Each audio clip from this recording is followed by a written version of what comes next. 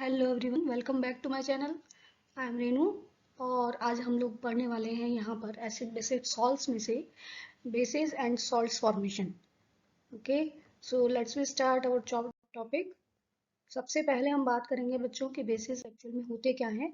तो बेसेस की general properties अगर हम देखें तो bases are bitter in taste. Generally bases taste में बिटर होते हैं। हमने एसिड्स में पढ़ा है कि acids are sour in taste, but bases are bitter in taste. They turn red litmus to blue, red litmus paper को ब्लू कर देते हैं and provide OH minus ions is there aqueous solution. उनके पास OH माइनस आयंस होते हैं तो उनके aqueous solution OH minus ions provide करते हैं। और गुड एग्जांपल हैं sodium hydroxide and potassium hydroxide. अगर आप इनका स्ट्रक्चर देखें तो आप देख सकते हैं, अगर हम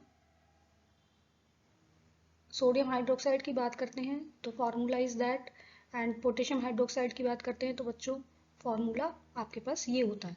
एंड इनका अगर आयनाइजेशन किया जाता है तो आप देख सकते हैं यहाँ पर Na plus plus OH minus.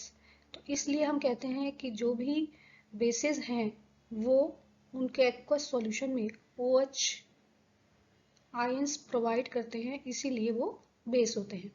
अब हम बात करते हैं बच्चों के एक्चुअल में एल्कलीज क्या होती हैं। तो bases which are soluble in water, ऐसे बेसेस जो कि वाटर के अंदर सॉल्युबल होते हैं उनको हम एल्कलीज कहते हैं। ऑल एल्कलीज आर बेसेस, सारी एल्कलीज जो होती हैं वो बेसेस होती हैं, but all bases are not alkalis, लेकिन सारे बेसेस एल्कलीज नहीं होते हैं। इट मीन्स कि जो बेस OH रखते हैं वो सब के सब अल्कलीज नहीं कहलाते हैं। उनमें से सिर्फ ऐसे बेसेस जो कि वाटर में डिसॉल्व हो सकते हैं उनको ही हम एल्कलीज कहते हैं। So I think it is clear. Next हम बात करते हैं बच्चों कि what is common in all bases. Bases के अंदर कौन सी चीज़ है जो सब में कॉमन होती है। तो अभी हमने डिस्कस किया, bases have OH minus ions. Bases के पास OH माइनस आयंस होते हैं एंड ये OH माइनस आयन ही एक्चुअल में उनकी बेसिक नेचर का रीजन होता है, या they are responsible for their basic nature. तो सारे जितने भी कॉमन हम बात करें बेसिस की, सबके अंदर OH माइनस आयंस प्रेजेंट होते हैं। तो सोडियम हाइड्रोक्साइड की अगर हम बात कर रहे हैं तो यहाँ पर OH माइनस आयंस, KOH की बात कर रहे हैं तो OH माइनस आयंस।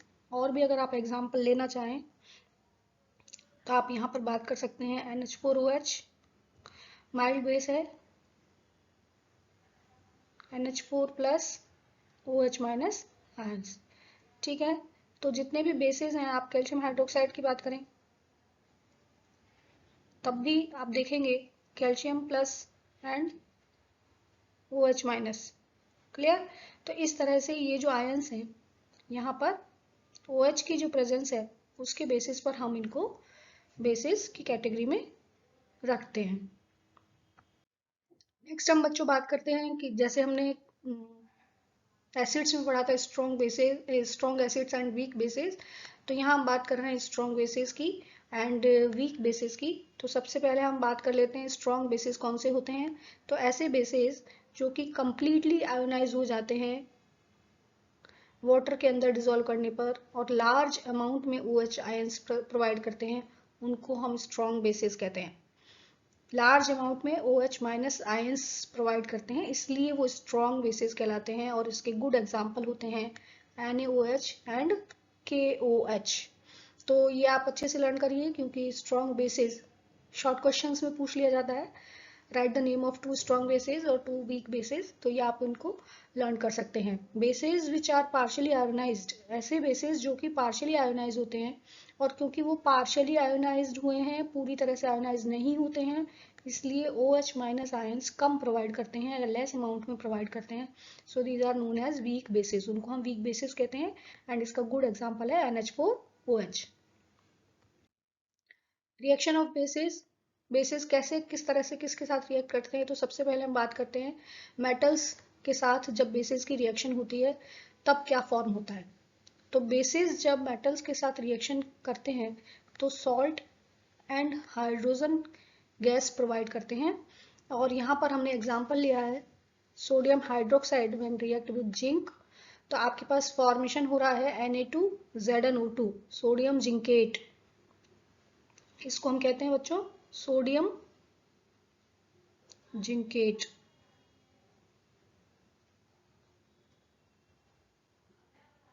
ये एक सॉल्ट है और साथ में हाइड्रोजन गैस का फॉर्मेशन हो रहा है। तो इस तरह से मेटल्स के साथ जब भी बेसेस रिएक्ट करते हैं तो वो एक सॉल्ट और हाइड्रोजन बनाते हैं। नेक्स्ट हम बात कर रहे हैं reaction of bases with non metal oxides. Non metal oxides are generally acidic in nature. जो भी नॉन मेटल ऑक्साइड्स होते हैं वो नेचर में कैसे होते हैं, एसिडिक होते हैं। इसलिए जब एसिड और बेस रिएक्ट करेंगे तो नेचुरल है सॉल्ट और वाटर फॉर्म होगा। तो NaOH की जब CO2 से हम रिएक्शन करवाते हैं तो Na2CO3 का फॉर्मेशन होता है। Na2CO3 sodium carbonate which is a salt and water remove हो जाता है। आपने मेटल्स में पढ़ा था मेटेलिक ऑक्साइड्स जो होते हैं वो बेसिक नेचर के होते हैं।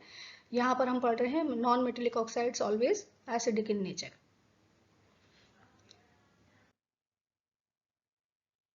Reaction of base with acid. Acid के साथ बेस की जब रिएक्शन होती है तो सॉल्ट एंड वाटर प्रोड्यूस होते हैं। ये कॉमन रिएक्शन है जिसको हम न्यूट्रलाइजेशन रिएक्शन भी कहते हैं और ये आप पहले भी पढ़ चुके हैं। तो NaOH जब HCl से रिएक्ट करता है तो NaCl का फॉर्मेशन होता है, साथ में वाटर फॉर्म होता है। Uses of basis. बेसिस किस किस चीज़ में यूज़ होते हैं तो देखिए यहाँ पर डिफरेंट डिफरेंट बेसिस के डिफरेंट यूजेस होते हैं। बहुत लार्ज अमाउंट में बेसिस को यूज़ किया जाता है, डेली रिक्वायरमेंट होती है उनकी।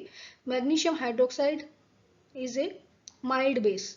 माइल्ड बेस है वो, वीक बेस, और उसको एज एंटासिड हम यूज़ करते हैं for cure of hyper acidity और इंडाइजेशन। इंडाइजेशन के केस में या हाइपर एसिडिटी के केस में एंटासिड टैबलेट्स लेनी पड़ती हैं। उन टैबलेट्स के अंदर मैग्नीशियम हाइड्रोक्साइड्स का यूज किया जाता है या it is used as antacid to cure hyper acidity और इंडाइजेशन।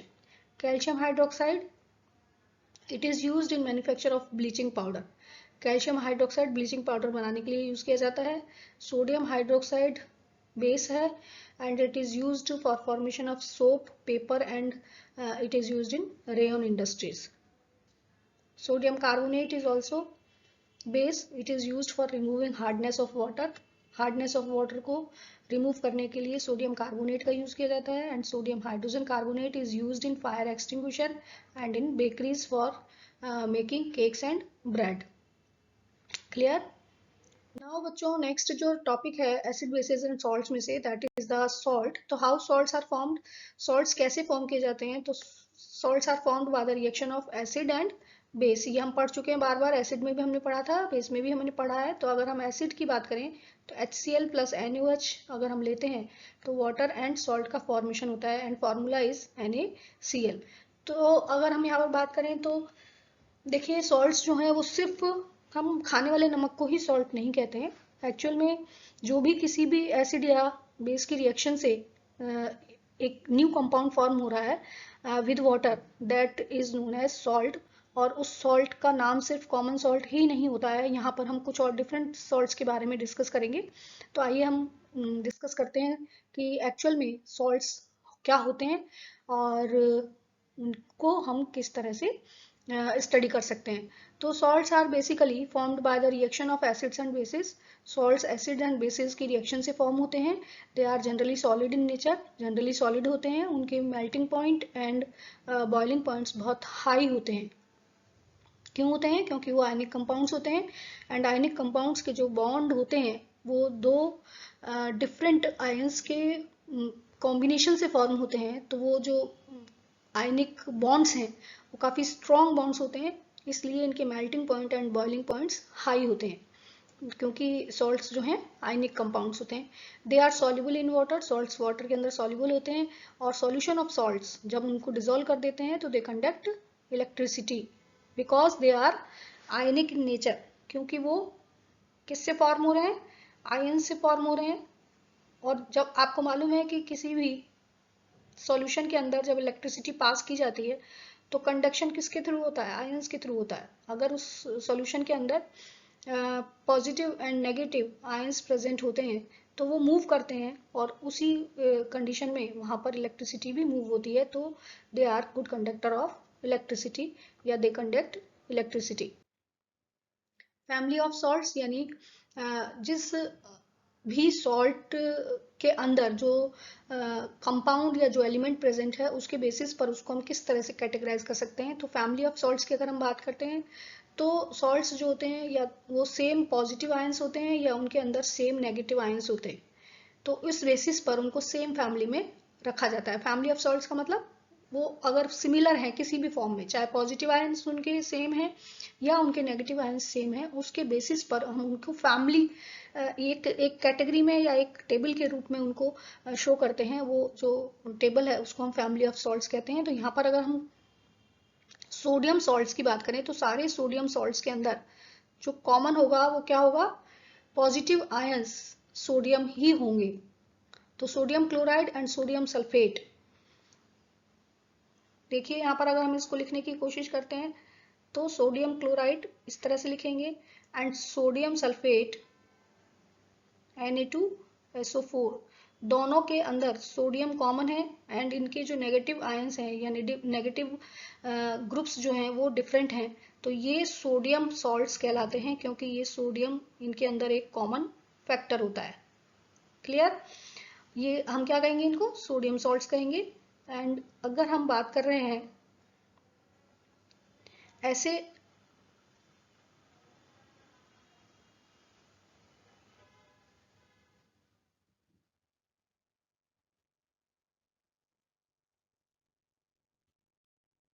सॉल्ट्स की जिनके अंदर क्या चीज कॉमन है? नेगेटिव आयंस अगर जिनके अंदर कॉमन होते हैं तो हम उनको उन नेगेटिव आयंस के बेसिस पर उस कैटेगरी में रख देते हैं। तो क्लोराइड सॉल्ट्स की बात करें, इसका मतलब क्या हुआ कि वहां पर क्लोराइड आयंस कॉमन होंगे। ठीक है, तो KCl अगर हम लेते हैं पोटेशियम क्लोराइड, या हम बात करें NaCl, तो यहाँ पर देखिए आप पॉजिटिव आयंस जो होते हैं वो डिफर हैं, सिमिलर नहीं है, लेकिन जो क्लोराइड आयंस हैं ये दोनों में सिमिलर हैं। तो these are known as chloride salts. तो या तो पॉजिटिव आयंस सेम होने चाहिए या फिर नेगेटिव आयंस सेम होने चाहिए, उसी के बेसिस पर उनका एक ग्रुप डिसाइड हो जाता है एंड उसी को फैमिली ऑफ सॉल्ट्स कहते हैं। नेक्स्ट हम टाइप्स ऑफ सॉल्ट्स की बात करते हैं बच्चों। देखिए आपको ये तो मालूम ही है कि जब हम सॉल्ट्स की बात कर रहे हैं तो इसका मतलब क्या हुआ कि एसिड प्लस बेस होगा।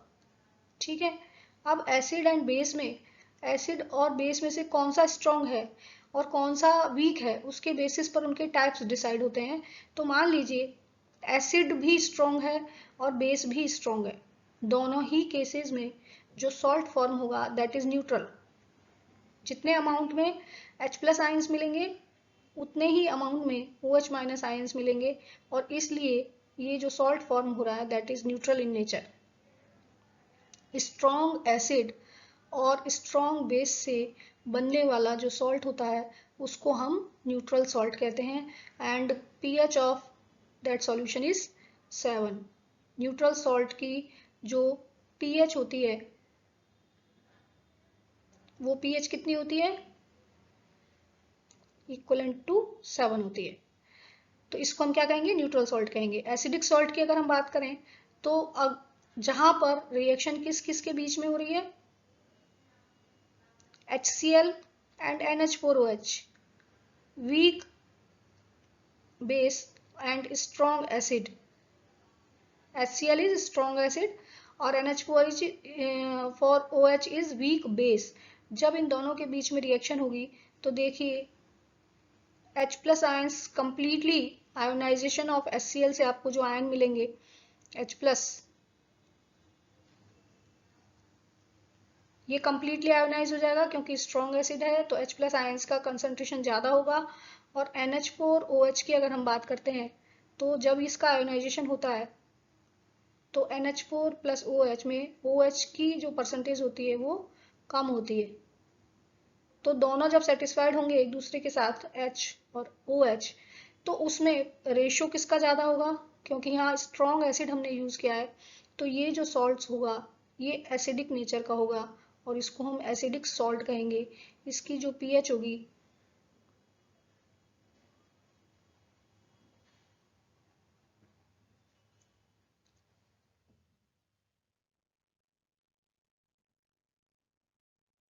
7 से कम होगी। क्लियर। नेक्स्ट हम बात करते हैं basic salt.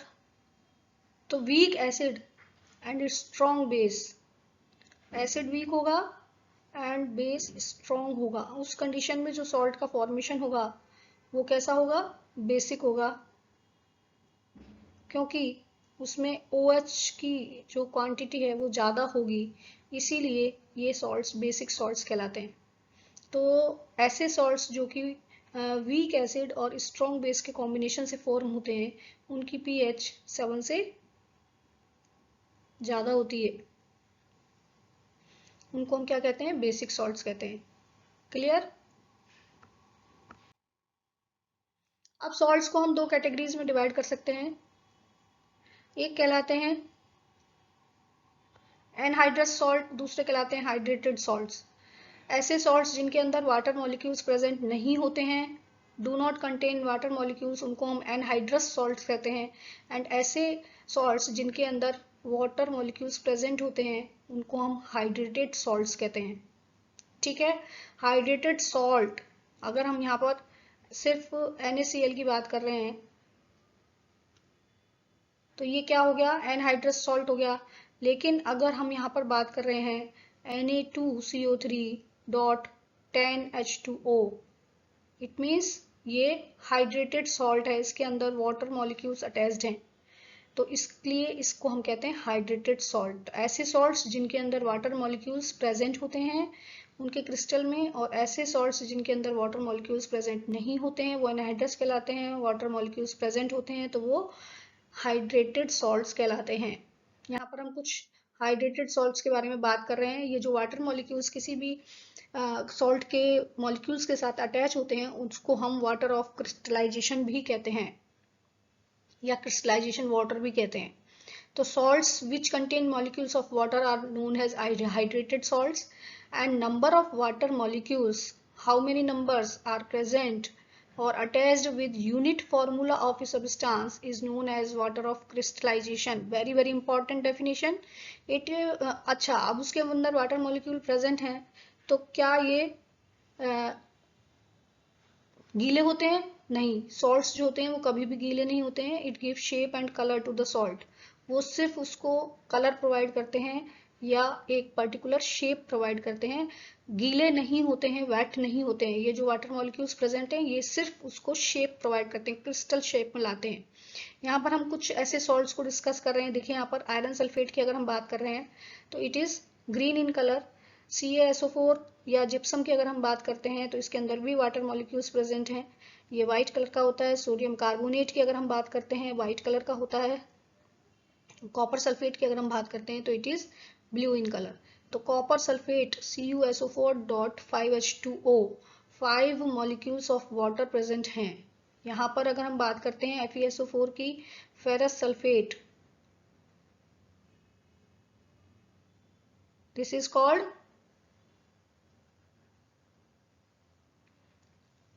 Ferrous sulphate is called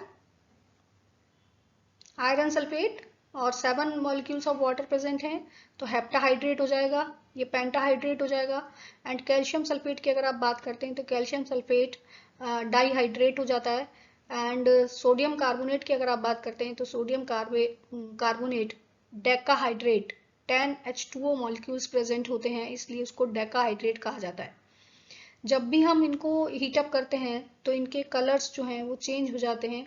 यहाँ पर CuSO4 ग्रीन कलर का ब्लू कलर का होता है, लेकिन जैसे ही आप इसको हीट प्रोवाइड करेंगे इसका कलर कैसा हो जाएगा, कलरलेस हो जाएगा, या ये वाइट कलर में टर्न हो जाते हैं।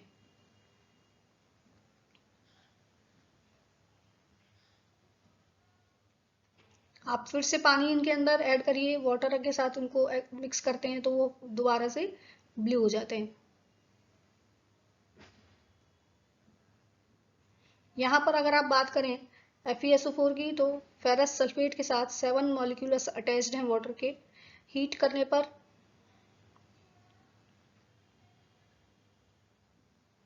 कन्वर्ट हो जाता है वाइट कलर के सब्सटेंस में।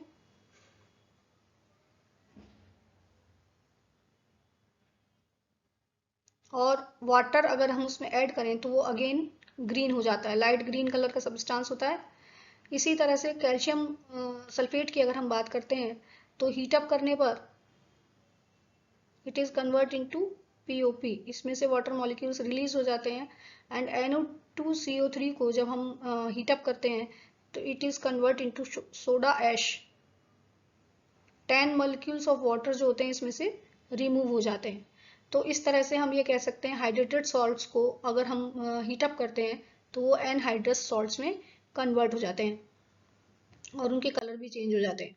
तो thanks for watching this video, and next video को वॉच करने के लिए आप मेरे चैनल को सब्सक्राइब करें और रेगुलर उसको वॉच करिए। आपको नए नए जो नोटिफिकेशंस हैं वो इसी बेसिस पर मिलते रहेंगे। एंड इस वीडियो को अपने फ्रेंड्स के साथ शेयर करिए और कमेंट करिए, जिससे कि मुझे आपके वैल्यूएबल सजेशंस मिलते रहें।